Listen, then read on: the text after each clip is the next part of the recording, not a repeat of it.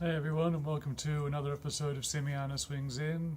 It's been a while since I did one of these, so I thought it was about time that I did that I actually got around to making one of these videos. As with the last few of these, I've not really edited. Well, I'm not editing it at all. It's going to go up essentially as live because I don't know. I mean, I used to edit these things, but I found that when I went to Thailand and I did those ones, I couldn't edit them, and I found that it was just easier to just talk and you can deal with my awkwardness as it goes. But yeah, I just sort of thought it's better to sort of talk off the top of my head, and we'll just go from there because otherwise I'm just going to be. I think that it's way more of a direct thing, and it's almost like a live thing. But I don't know if my internet's really up for that. But you never know. I could try going live, but I've not actually experimented with that yet. But I might do that one day. So yeah, quick update on everything. You've probably, if you follow the channel, then you've seen all the stuff about the band and the album and how that's going. So I don't really need to cover that. If you followed, if you've seen the gymnastics videos, and you sort of know where that's at the moment. I will just go into saying that there is another competition this year, but I won't be competing because that's for people that have got a skill level that's up to level 4 and higher. So I'm not ready for that, unfortunately. Plus, also, I mean, my confidence with my abilities was kind of knocked when I got that 6.7 on the floor at the last one. Apparently, the judge was a bit harsh on quite a few. In fact, there were better gymnasts that got worse scores than I did. So yeah, I don't know what was going on there, but yeah. So I'm not going to say I'm not going to compete again, but I'm not going to compete again this year, just because again I'm not at that level, and I could take the deductions and all that. But I've just decided no, I'll wait till next year, and yeah, we'll just sort of go from there as far as that goes. So one thing I suppose, like what I planned to talk about on this video was sexuality. And that's something I don't really talk about because it's something that I don't have. Well, I say I don't have a sexuality. I mean, I've been physically attracted to people, but I have no desire beyond that. So I suppose I'm what you'd call asexual. And as a result, I find the whole topic quite, for lack of a better term, icky. And I've got a friend who's involved in, well, she's a sex worker basically, and well, not basically, she is, and that's kind of awkward because she's always wanting to talk about work, and I'm like, I don't want to hear about this shit, or she'll talk about these porn stars that she's hanging around with and all that, and I'm just like, I don't want to know about this. This isn't part of who I am. I don't watch porn. I'm 35. I've never had sex, so that kind of tells you where I am as far as sexuality goes. I mean, I'll go into a sex shop just because I think they're hilarious. All of the ridiculous dildos and just but I go in there to laugh at it. I would never go in there to sort of think about. Maybe some of the clothes are interesting. I might consider buying a costume or something for a video, but yeah, the whole idea, it's just kind of, oh no, I don't like it. And so yeah, that's kind of what that is with me. I could go into more details on it, but that's really all there is to it. And so yeah, there's this whole thing and I've sort of, this hasn't happened in quite a while, thankfully, but at one point I was getting sent inappropriate pictures. And the funny one was, I don't know if I may have mentioned this at the time, actually. It was quite a funny facial expression I did then. I don't know why I did that. But yeah, this is one time I was on the train, back before I could drive, back in the bad old days when I had to rely on the crappy Melbourne public transport system. Seriously, I've been to England, I've been to America, I've been to Thailand. Even in Sydney, they've got a far better public transport system than we've got here. Apparently they are looking at fixing it, but basically it's all designed so you can get from the suburbs to the city, but if you want to get from suburb to suburb, like when I was going to gymnastics on the train, it would take me 2 hours. I can drive there in 20 minutes. That's It just makes no sense. Even going by buses and all that, it's all designed at getting you to or from the city. Anyway, what was I getting at? Oh yeah, this was. So there was this lesbian that decided that she wanted to send me a picture of her vagina, quite close up, and I was on the train.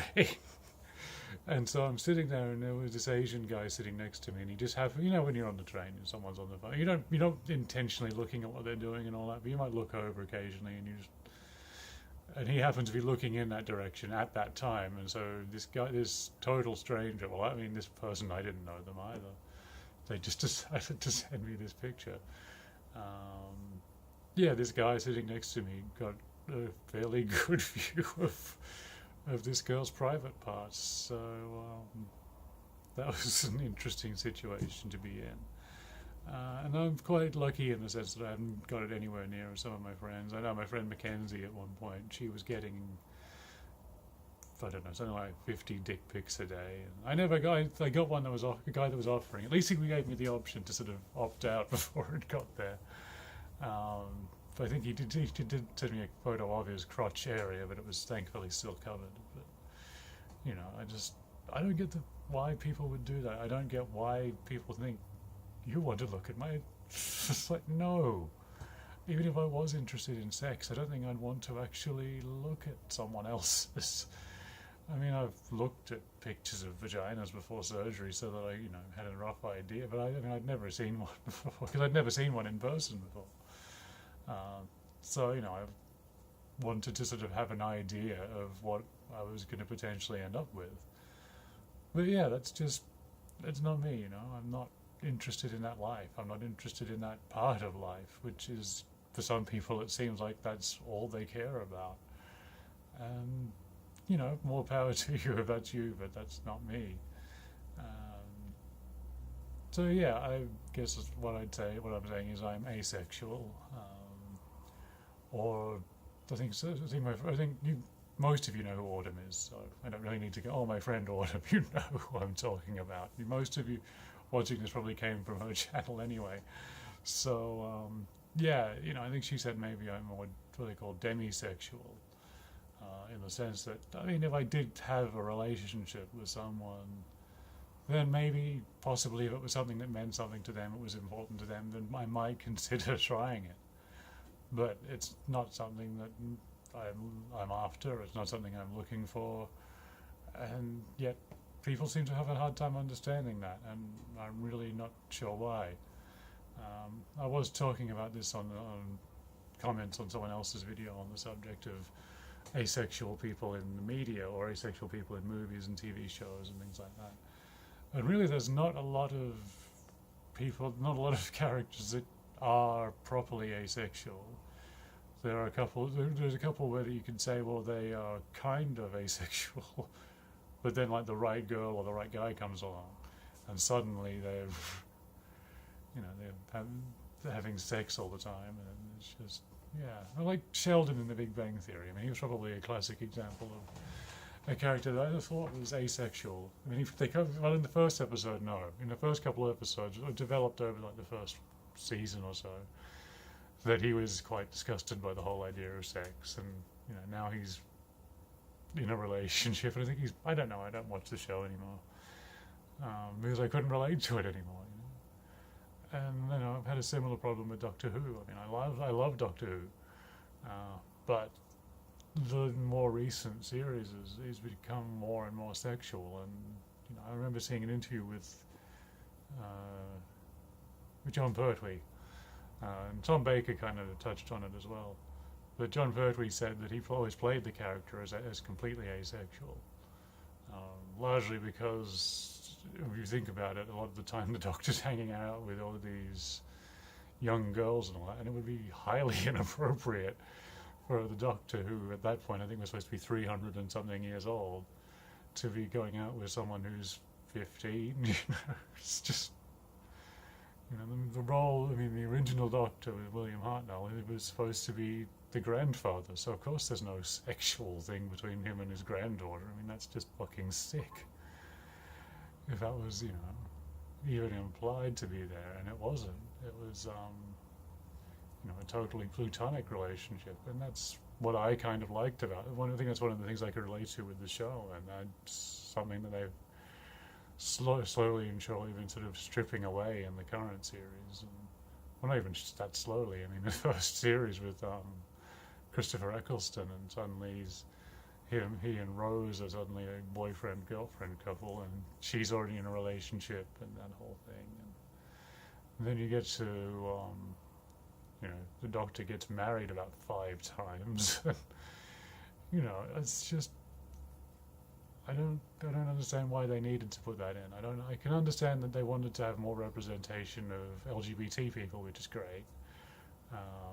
It's Captain Jack. I mean, I think Captain Jack is an annoying character, and I don't like the character at the slightest, but at least it's a kind of representation of a gay or bisexual. I think he's supposed to be bisexual or pansexual, which is the same thing, really. I mean, people could, someone might get offended by me saying that. I don't know. I just think the whole idea of pansexual is, from what I understand, that they're also attracted to transgender people, but transgender people are transitioning to either male or female.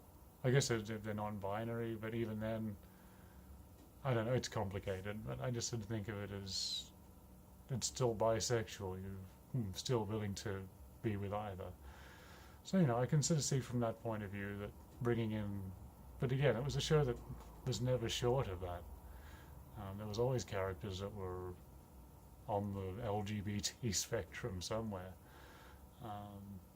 So this has kind of gone from me talking about my own sexuality to ranting about Doctor Who. I don't know how that, well, all roads lead to Doctor Who, I guess, or, it's either that or the Beatles, or, I have or music in general, I'll go on to that subject at some point. But then again, I'm doing the primate videos for that, so I don't really need to talk about that here. So yeah, anyway, that was my video about my sexuality, and again, I do find people attractive, sure, and in that sense I am attracted to women, but I'm not attracted in that sense. I've got no desire to actually have sex with anyone, so it is what it is. So anyway, if you've been watching nearly 13 minutes of this me rambling, it's just, I hope you've gotten something out of it or enjoyed it or whatever. Leave comments if you've got anything to say, or I don't know what that was. Hand spiders. I don't know why I would do hand spiders. I'm arachnophobic. But anyway, that's probably going to be the thumbnail now. All right. Well, yeah. Thanks for watching and listening to me gibber on about whatever for 13 minutes, and subscribe, like, dislike, comment. Don't do hand spiders, it's weird. And yeah, you'll see me next time, because we go through this every time with me saying I'll see you, but I can't see you. It doesn't work that way. Okay, bye. Where's the button? How do you turn this off then?